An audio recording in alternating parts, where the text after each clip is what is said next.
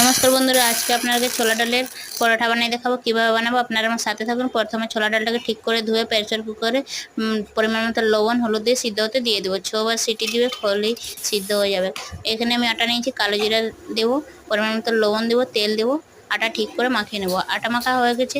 এখানে নিয়েছি পেঁয়াজ কুচি, রসুন কুচি, আদা কুচি, কাঁচা লঙ্কা কুচি নিয়েছি। এখানে তেল গরম হয়েছে, দিয়ে দেবো কালো জিরা, আদা কুচি, রসুন কুচি, পেঁয়াজ কুচি, পরিমাণ মতো লবণ, হলুদ, জিরা পাউডার, ধনিয়া পাউডার দিয়ে টমেটো পেস্ট দিয়ে ঠিক করে নাড়াচাড়া করে ঠিক করে ভেজে দিয়ে দেবো ছোলা ডাল সিদ্ধ করে দিয়ে দেবো। তারপরে দিয়ে দেবো পেঁয়াজ কুচি, কাঁচা লঙ্কা কুচি, রসুন কুচি দিয়ে ঠিক করে মাখিয়ে নেবো। উপর থেকে আচার তেল দিয়ে ঠিক করে মাখবো। তারপরে আমার মাখা হয়ে যাচ্ছে, মাখা হয়ে গেছে। এখানে লুই নিয়েছি, লুইয়ের ভিতরে ভরে ভরে সব বেলে নেব।